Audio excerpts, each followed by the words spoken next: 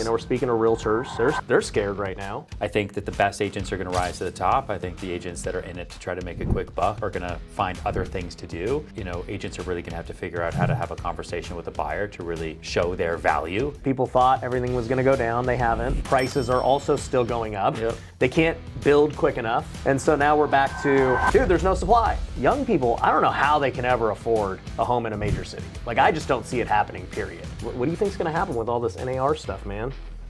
Listen, I think... What's up, well bidders? Today, I got a repeat guest, Ryan Serhant. What's up, man? What's going on? You know, this is an impromptu podcast. Very impromptu. We're sitting here in the green room, and we got your new book, dude. Yeah, we're both about to go speak at this event here in Vancouver, Washington. Your first time? In Vancouver, Washington? Yeah. Yes, in Portland. Yeah, I haven't been here in a long time, but It's nice. it's raining, It's as raining expected. and green. And green. But I think we're both going to be talking about branding. Yes. You know, we're speaking to realtors, Yep. and they're scared right now. What do you think's going to happen with all this NAR stuff, man? Listen, I think there are paradigm shifts in industries all the time. This is nothing greater than that. You know, I think that the best agents are going to rise to the top. I think the agents that are in it to try to make a quick buck or think there's a get rich quick scheme are going to find other things to do. Yeah. Right? I think it'll be much easier probably in most national markets. I think in luxury markets, you know, agents are really going to have to figure out how to have a conversation with a buyer to really kind of show their value, and they're going to have to do more work, you know, and they're going to have to do more value. I mean, it's to be completely honest, like it's all about showing value now more than ever before. Nothing can be, you know, nothing's a given. I don't think it's to the benefit of the consumer, that's for sure. I think the consumer is going to end up just paying more. Yeah. And they're going to pay more in fees, even though they're going to feel like they're getting a better deal. Everything's just going to get more expensive. It's like increasing minimum wage in California right now. Like I don't live in California, but all I can see so far is in order to afford it, the consumers have to pay for it. Yeah. Right? Well, you know what I was thinking was, it's just, there's going to just be a new norm at some point. Like, they're going to either say buyers will start asking for closing costs, including a commission, you know, or like it's just like the cost doesn't go away. Yeah. It's just going to change how they do it. Yes. That's all I think. I mean, it'll be interesting to see what happens. I think sell side agents will become far more valuable. I think buy side agents are going to start building up super teams. Right? I think what you're really going to see is the difference between getting into the business over the last 50 years and getting into the business going forward. Like if you're a brand new agent, you get into the business now, you cold call, you cold email, you run around, you know, and you typically start with renters, then you start with buyers. And when you get buyers, hopefully they then need a place to sell. You build up that loyalty, and slowly but surely you can build your career. And it takes years and years and years. Like that is how people do it. Now, if you're brand new into the industry, especially if you're young, and you're going to a buyer and they say they want to see something for $1 million, and you say, "Thank you, I'll show you tomorrow. My fee's $30,000." What do you do? Yeah. How do you have that conversation? Yeah. So that conversation will change. It'll become a part of the deal. I do think that there is a good chance, though, that nothing really changes. I do think that there's a good chance that, like what we're seeing in New York already, is sellers going the opposite. They're not getting cheap. They're not saying, "Oh, I don't want to pay buyer's agents." They're coming in and they're saying, "Oh, I actually want to pay more. Let's be the house that pays more, and that'll get my house sold faster," right? Wow. And we say, yeah, and it works. Yeah, we'll Every time. incentivize the buyer's agent if no one else is. Always. Yeah.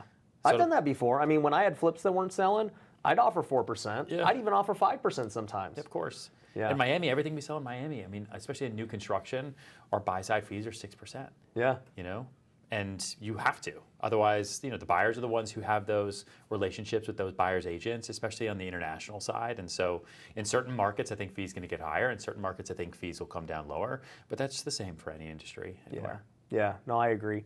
So I think agents are freaking out for really no reason. It's just, I think it's the uncertainty of how is it going to play out? Like, just tell me how I'm supposed to do it, and then I'll be good. It's like buying a house next to a construction site. Yeah. There's uncertainty until it's built and you know exactly what you're getting, and then you're like, my view's better now than what it was before. Yeah. And then you're okay with it. Yeah. So last time we talked, I mean, they had not doubled the interest rates yet. It was like, you know, I think we were in Q3 of 2022. Okay. And that was, you know, when the storm was about to hit. We, you know, we kind of didn't really know how it was going to be.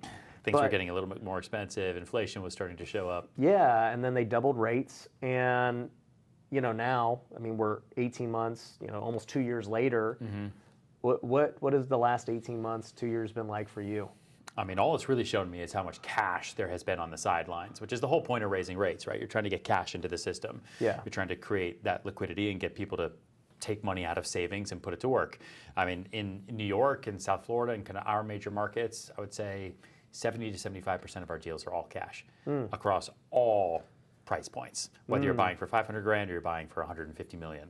Like, people are paying in cash. Now, if they have investments or securities, they'll do what's called a technical refi.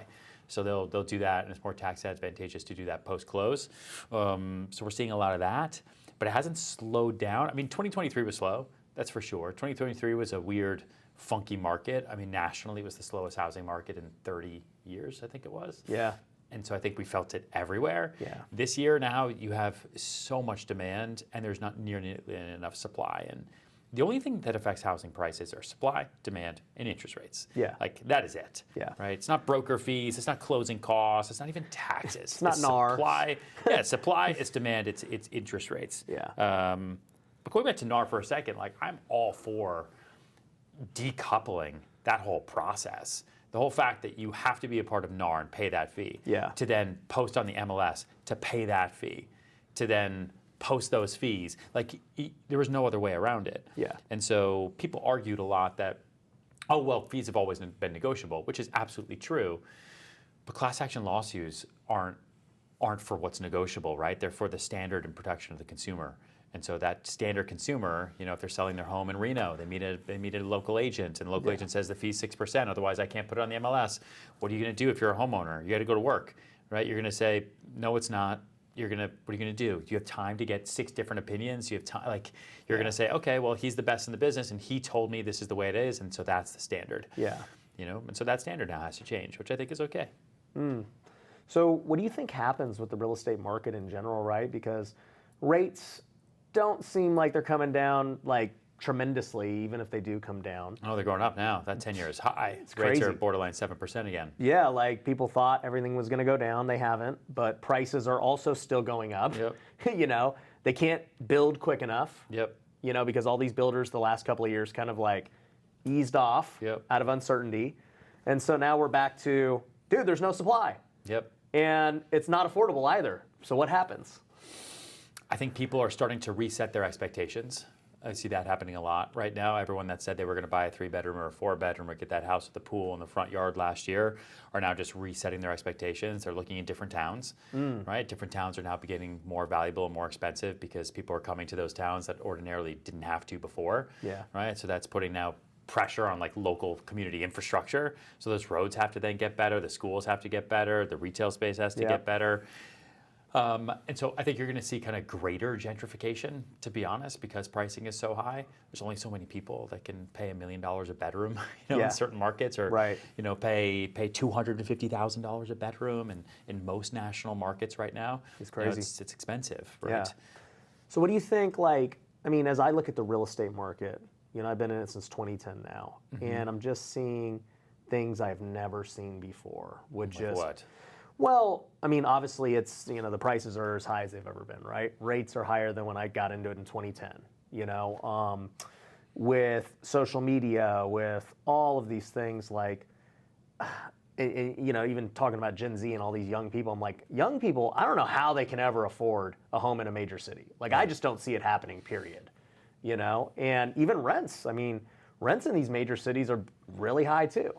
And so in my mind, I'm like, all right, if you're a young person and you're trying to work from home and all this stuff, you're pretty much going to the Midwest or something like that in order to just really make it work. Yeah, but post-COVID, the hiring landscape has also changed. Half of my finance team is in the Southeast. I've in Arkansas, Louisiana, Alabama. Yeah, they're living in more affordable places. They're living in more affordable places, but same quality of talent, except we get to be able to afford them, and they get to work from home and see their family more. Yeah, and that's exactly what I'm saying, is these guys have to live in these other spots, but they can still go work for a guy like you or a guy like me or whoever, and have a great job relative to where they live. And then you don't have to pay a New York salary, relative to where they're at either. Yeah, true. I mean, all office space in New York City has shrunk. I mean, I think that's why there's bills being passed right now that are allowing for the conversion of office to residential in a way that we just haven't seen since since post 9/11, where they created 421G tax abatements to allow for, people didn't want to come back downtown. Yeah. And so they said, well, but there's going to be great housing downtown, and people slowly started to come back downtown. Right. So you'll see that a lot. I think you'll see, listen, people get creative. I think you're going to see a lot of unique things come out of this. I don't think the real estate market crashes in any way. I think it only just gets stronger. I don't know about the equity markets. I don't know about what happens with student loan debt. Like I think there's a significant amount of pressure on the cooker, of kind of the not just the national economy but the global economy, and it just remains to be seen. But for now, I think it's still a great business to be in. Yeah. So you launched offices in a lot of different places. You mentioned Miami earlier. Obviously, your roots are in New York. What have you learned from being in multiple markets now? Is it a lot harder than you thought? Yeah, I knew it was going to be hard. I just didn't know what type of hard. Yeah. And each market is a different type of hard. Like every market that we go into is hyper local. Like that's the tricky thing about real estate. That's why so many people have had such a hard time in disrupting the real estate business, because it is still a house or a complex, and you got to know it, you got to understand it, you got to be able to sell it, right? You got to be able to lease it, and that's a hyper local thing to do. And the way you work with agents in Delray is not the way you work with agents in Naples. It's not the way you work with agents in Charleston. Yeah. It's all completely different. New York City is an island that is unlike anywhere else that I've ever sold and ever will sell. Just the process is just so different. Yeah. But the human beings are the same. Yeah, the local markets are just hyper local, but the salespeople are the same. I think that's why our education community has grown so much, why Sellit.com has been growing so fast, why the brokerage has been growing so fast, because everybody wants to be a part of a community. Yeah. They want to be a part of a community, they want to be a part of a culture, and post-COVID, everyone is alone. Yeah. Like that's what I found more than ever before. Like sales floors are gone. The parties aren't what they used to be. The events aren't what they used to be. Like we're gonna watch movies about events from 2016 and be like, wow, like throwback, right? Like we're at an event right now, and this is very, very specific. Yeah. It's like the effort and energy that goes into creating this moment. Everyone else is trying to do the best that they possibly can, and they're alone, and they're lonely. Yeah. And I think that's something that I think a lot about outside of just the general market. Yeah, and I'll agree with you on real estate markets being hyper local. We started doing nationwide advertising to buy houses nationwide, and so we've done deals in a lot of places now. But it's crazy that we'll lock up a house that's it looks like we're getting it for 50% of market value. We're like, dude, this is a killer deal, and then nobody wants to buy it. And you're like, what the heck is going on in this place? Like, and then you just learn all these nuances of all these different markets. And, in Vegas, Vegas being just a hot market, it's like, dude, people will pay crazy money for barely getting any discount in Vegas. And then you're out in, let's just say, Little Rock, Arkansas, and you're like, dude, why is nobody buying this? Yeah. Well, I also think as I look around, like what is, these days, every market we look at, other than just looking at housing supply and demand, right, and general pricing, I look at just pure industry.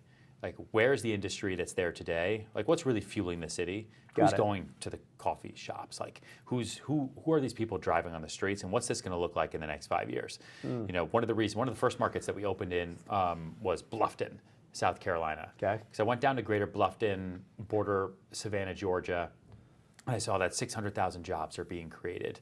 Right, it's like a couple 100,000 a year, and they're quickly trying to build out the infrastructure to be able to handle that many new jobs. That's a market you want to be in. Right. Like you want to be in a market where the water pressure is strong. There are other markets where you go where like we've thought about going to a lot of different places over the past couple of years to open the brokerage, and I'm just like, what's your industry here? And they're like, well, we still have a school. I'm like, that's a tricky one. Yeah. And it's totally fine. Like cities come and cities go. Like I went to college in upstate New York, and there's a couple towns, that used to be huge, right around the school that I went to. Yeah. Huge, amazing, gorgeous towns. Like you could see like where the old railway station would come in from New York City, and the houses and these mansions people used to have, and the lake. And today are just totally desolate. Like you can't even give the real estate away just because people have other places that they can be. You know, so you want to be where the market is. Like, don't try to be on top of the market. Be in the market. That's on the upswing. Yeah. Important piece of advice. Yeah. So, you know, you've got this new book coming out, Brand It Like Serhant. So, you know, we're talking about brand a lot. And while we were just sitting in this green room, we were just talking about how much harder it's gotten to stand out. And a couple of things you mentioned were that people don't want to work hard. People want the easy button. You know, you'll go out there and speak to somebody and just talk about grinding it out, and people are like, nah, I ain't trying to hear that. And we even talked about, you know, just content these days. There's like no in between. There's either short form or really long form. Yep. Like what's happening in the branding landscape? Well, I think there's two sides to the coin there. On one side, it's never been harder to build a brand, but on the other side, it's actually never been easier. So on the hard side, there's so much competition. Yeah. There's so much noise. Like when I first got into real estate in 2008, the market had totally collapsed. When $1 Million Listing happened, you know, I got cast on that show at the end of 2010. If you were going to be on a TV show, you're on cable TV. Like that was you're either on like basic cable, like premium, like HBO or something, or there was cable. Yeah. And there weren't that many options. It felt at the time like there was tons of options, but that's the only world we knew. Yeah. No one was making long form on. There was no YouTube. There's no TikTok. There's no Instagram No video. Netflix. Nothing. Yeah. Instagram didn't even exist at the time, right? Yep. No Netflix. Netflix was DVDs, and you know, so you know, it was really, really hard to build your brand at that time. Even though it felt like there was so much competition, there really wasn't, right? But it was hard to get on TV. It was hard to get your name out there. Yeah, Everything I mean, it was costs you like money. you're either in Hollywood or you're not. There was only one path to being known. Today, you have the power of the whole global marketplace in your phone, right? Anything you can do. You have power over social. You're consistent, like you talk about a lot, right? If you kind of create that consistent content all day, every day, you can be out there and build an audience without having to wait for anybody. Yeah. That's where it's gotten really, really, really easy. But because there's so much competition now, and because anybody can do it, you have to really try to find your opinion. And I think that's probably the biggest hiccup that most people make, is they just think they can make content for content's sake or go be successful for success's sake instead of actually trying to have an opinion. People care about opinion. So you think that, do you believe in like having the extremes? Because it just seems like the extreme opinion is what gets seen. Always, unfortunately, right? People, we're all attracted to it. Like none of us are spending time to go to the movie theater to go watch that movie that's okay. Yeah. Right? You're not even going to wait for that thing to come out on streaming now. You're going to say, I heard about that movie, it was okay. Yeah. I don't have the time. I don't have time. I got TikTok in my hand. I got work I got to do. There's that other movie that just came out, because there's 10 new movies and TV shows that come out every Friday at midnight now. Right? So how are you creating that attention? What is your thing? What's your clear, concise, and memorable personal brand? So when people look at you or think about you, they say, he's the one who X, or she's the one who Y. Yeah. Right? So they can keep coming back to you. And so, and I think it's the spoken word and the written word now is way more important than ever to really showcase your opinion and to be that thought leader and to show people that you do actually have value that they should pay attention to. So what do you think about like you having been in this game now for a while? You started the traditional method with TV and everything else, and then you went into social media, actually kind of before a lot of these other people were doing it. And, you know, we were just talking about, you know, you got this new book and you're like, yeah, this probably might be my last book, you know, like it's hard to do, you know, and you're like always looking for the biggest ROI on your time, right? And so a lot of us entrepreneurs are like, man, okay, we only have so many hours in the day. What's the best use? Should I be making a podcast? Should I be writing a book? Yeah. Should I be making shorts and reels? Like, what's the best ROI these days? People want easily digestible content. I would save the book. I wouldn't write a book right away. I think podcasting is great, but everybody has a podcast now. Like everybody can sit down just like this. I mean, we made this. I mean, you have a brand, you have a platform, but anybody can sit with a camera and sit there and do a podcast. I think it's endurance for the win. Your ability to be out there over and over and over. Like, you know, I've been doing this for a long time. You've been doing this for a long, long time. Yeah. And it takes a long time. Like when $1 Million Listing first came out, I sat there by the phone and was hoping, and was just waiting like, I was on TV last night. Let's go. Everyone's going to call. Nope. No one calls because people don't call people they see on TV. for a couple years, slowly but surely, as people would see it on TV, then see it on an airplane, and then a friend would talk about it, and then this happened, bum. Then they would say, does he have a website? Oh shit, he's a real bro. Oh, let's see if he responds. And then I would respond, and they'd be like, holy fuck, you responded? You'll sell my apartment? It's like, yeah, that's my job, man. Like, there's a disconnect there. Yeah. And so, I think it's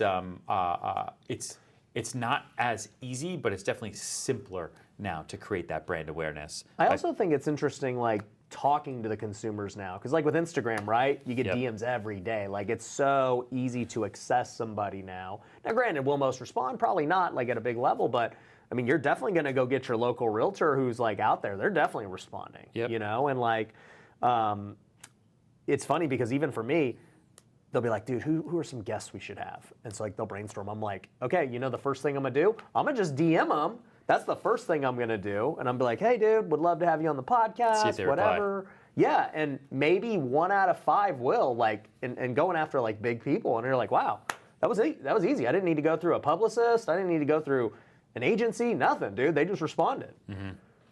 So it is, like, much easier to reach people today, even though, like, it's competitive. Yeah. You just have to find out what your value prop is. Like, what is that value proposition? Why you? What makes you unique and different? And how can you get through that door with people? How can you get past that gatekeeper, right? What's your thing? You look at, like, the success of a Hot Ones, you know what I mean? And, like, it's a unique idea that probably seems stupid at the beginning, but then actually gives people something to talk about. Yeah. Like, how are you going to give people something to talk about that can be easy, right? That can be simple. Yeah.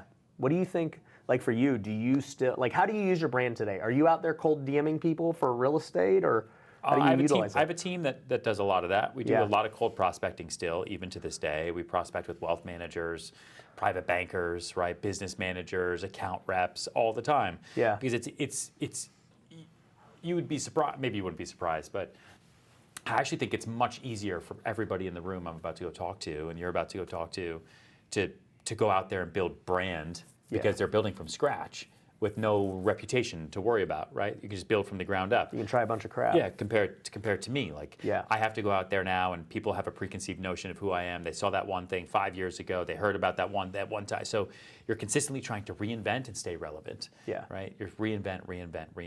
So, So we have a team that does that cold stuff. Yeah, so, like, for your brand now, I mean, we're talking about what's the thing you want to be known for, clear and concise. I mean, for you, how has it changed over the years? Because before, I'm sure it was like, hey, I'm the $1 million listing dude, man. Yeah. Like, I'll list your house in New York.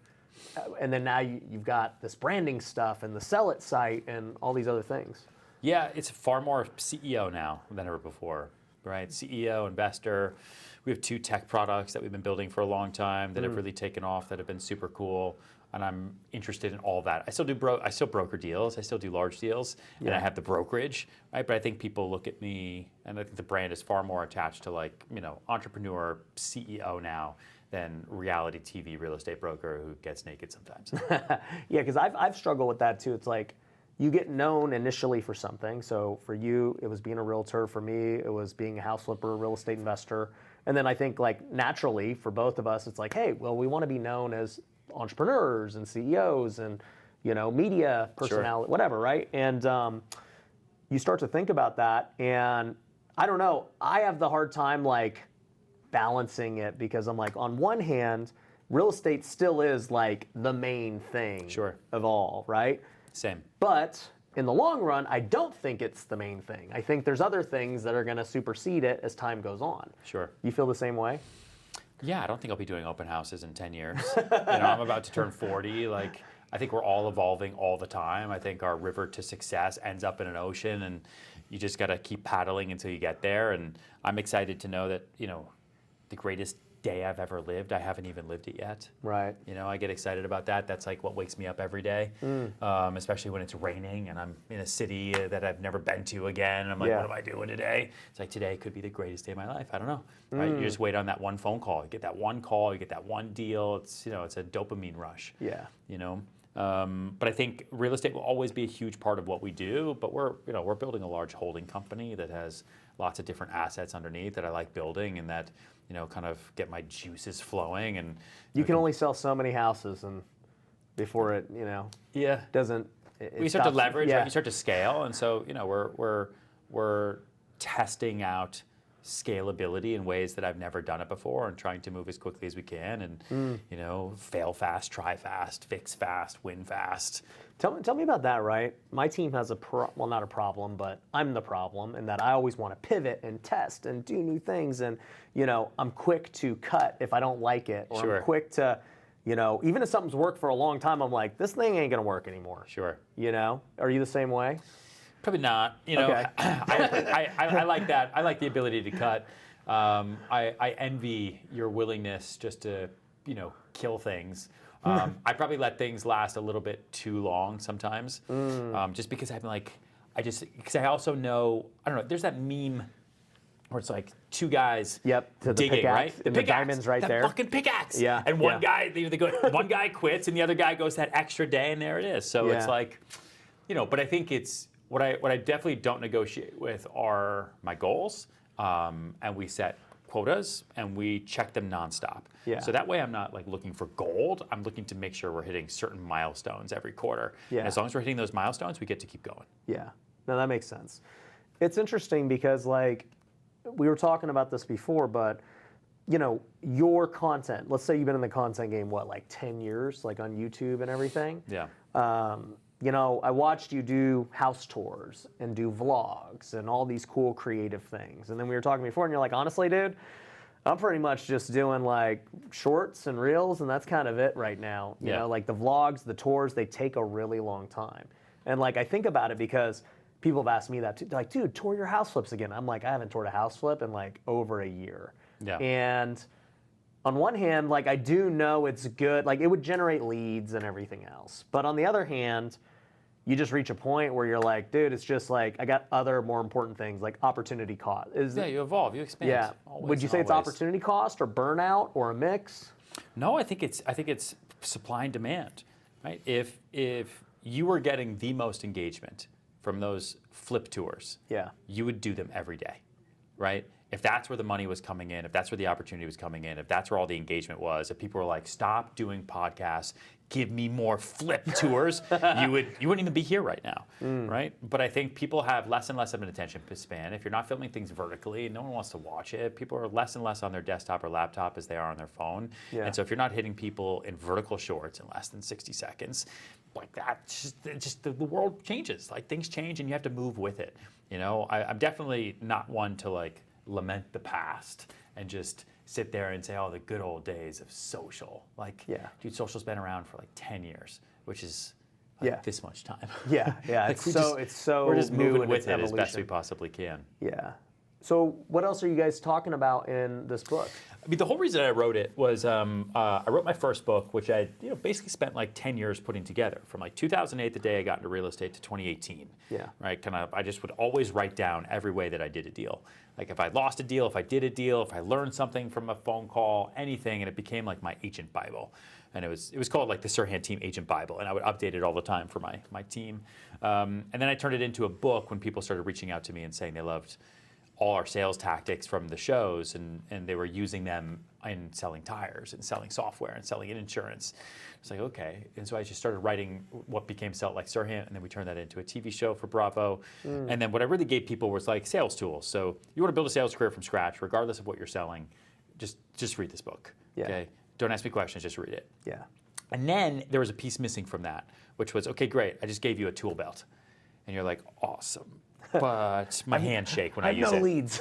Or my hands shake when I use it, or like my palms are sweaty, or like my stomach, I don't have the confidence. And so I realized I needed like the sauce there, which was what my second book was, which was Big Money Energy, which is just the confidence to be able to use that toolkit. I think that just came out when we talked. Yeah, probably. Yeah, I wrote it during COVID, and it came out in 21. Okay. Yeah, I taped that book to my hand for a month. It was terrible. And then, I just remembered that whole thing. I can't, that was like such a wild time in my life. And then this book is, okay, so you know how to sell, right? You have the confidence to be able to sell, but you can't sell anything if no one knows about it. If you don't have leads, right? If no one knows what you're selling, if no one knows about you, so how do you do that? And so we had built out over time what we kind of called our Serhant brand strategy system, which we teach through Sell It and everything, which is a 3-part system that's basically, if I dumb it down, like really, really understanding you or your product's core identity, really understanding what that consistent messaging is and what that content looks like for you, right? That is authentic to you. And maybe it's LinkedIn, maybe it's Twitter X, maybe it's Snapchat, whatever it might be. Yeah. And then how do you shout every win from the mountaintop? How do you amplify that success over and over and over and over and over? Yeah. And then the book is just a tactical manual, so there's no questions. Like, it's not fluff. It's probably the most tactical book that I've written. It took me a long time. So like, what are some of the tactics as far as building brand? I mean, we're talking obviously social media is super important. Any like things that stand out that people should know? Yeah, I mean, one of the first things, and people bring this up to me all the time, just like someone did on my way to the bathroom just now. You know, I talk in there a lot about one of the first dollars you spend is on a publicist.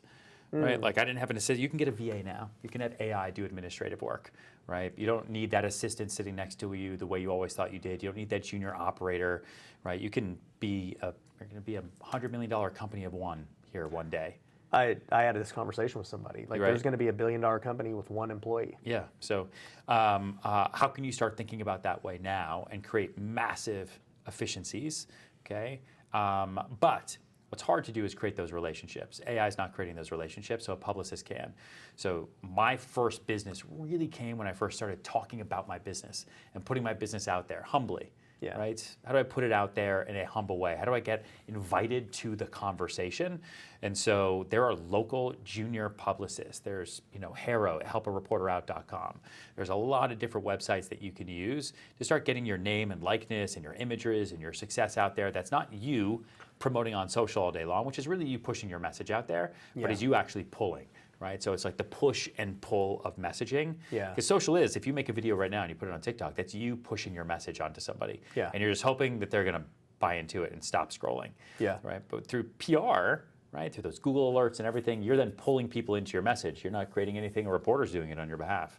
Yeah, you know what's interesting is I've never really focused on the old school PR, you know, like getting in newspapers and magazines and these websites and stuff. And I do know that obviously being on other podcasts really helps a lot. But maybe I'm just lazy and I just kind of just focus on my own. But like, I guess, Do what works, man. Yeah. At the end of the day, you do what works for you. well, but my question is, what do you think? Because obviously you're a content creator, so you know I'm guessing you get the most bang from your buck shouting your own message off your own platforms. Yeah. And then everything else is kind of secondary. Is that fair to say? Yeah, I think so. I mean, you know, it depends, man. Like, I can... Now, clearly, if you're on Joe Rogan or something, Yeah, that's gonna be a huge thing. Yeah, I mean, we have a new show that comes out on Netflix in June that they will announce sometime in May, I guess. You know, Netflix is the largest global distribution network in the world now. Yeah. Right. Like, there's just nothing. There's just literally nothing that beats it. And in one day, they can put your face and your content in everyone's phone and on Yeah. everyone's laptop. Right? And then people like it, it can stay for more than one day. If they don't like it, it goes away real fast. Yeah. So that's where things have really changed. But like Yeah. that, you know, we focus a lot on that show, and I like making the TV shows, and it's fun for me, and I've done it for a long time. I came to New York City to be an actor, so I like you that. accomplished it. It's just sort of. Yeah. The show is very dramatic, that's for sure. What's it about? Can you say? Real estate, yeah, it's real estate in New York. It's about our company and the start, Okay. kind of the founding of the company and the starting of it, and then the agents that work there and how ridiculous and dramatic they are and how they Got just it. drive me fucking crazy. What have you seen from like? Did you ever think these real estate reality shows would just stay on the air so long in all these different forms? You know what it is? It's because of all, and you know, the Netflix executives talk about it too. They're like, what's great about real estate TV, especially reality, is that there's something for everyone. Yeah. So for the person that wants to see the pretty outfits and the sexiness, you have it. For the people that want to see the architecture, the real estate, see Yeah. how people live, you have it. For the people that want the drama, you have it.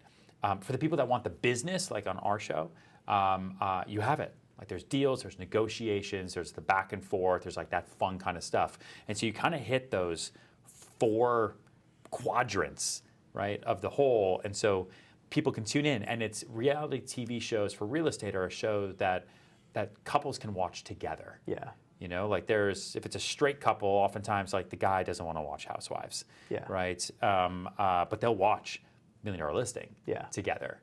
You know, and I think they'll watch our show a lot because it is, you know, there's a kind of like there's a lot of female drama, Yeah. and then there's just a lot of sass, and then it's just all over the place. It's totally.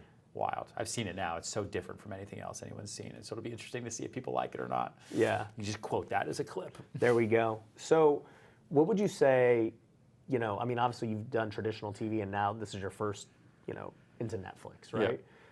Like, would traditional TV still be worth it in today's landscape? Sure you can. I remember when I was doing Million Dollar Listing, I went and had, you have these general meetings with networks all the time. So I had a general meeting with CNBC.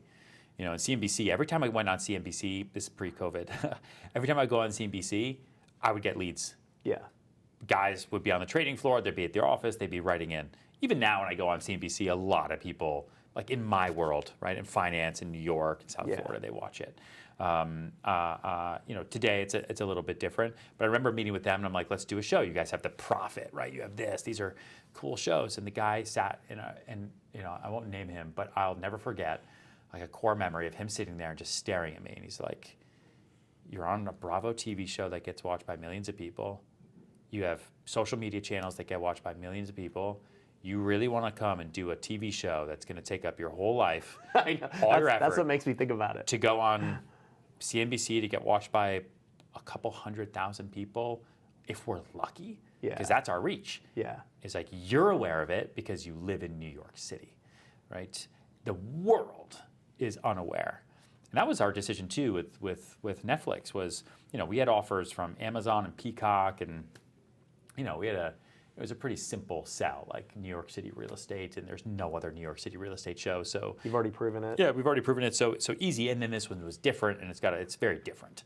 And so but we were going in between all of them, and Netflix just had the biggest global reach. Yeah. Right. It was going to be the best long term for you. Yeah, I think so. Let's see. I don't know. We'll find out. You can clip that too, and I'm like, ah. It didn't turn out the way we thought. No, it's great, man. Well, I'm excited for it. I'm excited for the book. I think they're getting ready for us to go out on stage. Crush it. Thanks for having me in the Pizza Green Room. Appreciate you, man. So people, we'll link to this on Amazon. Guys, we'll link to the Netflix show if they announce it. And we'll see you guys on the next one. Peace.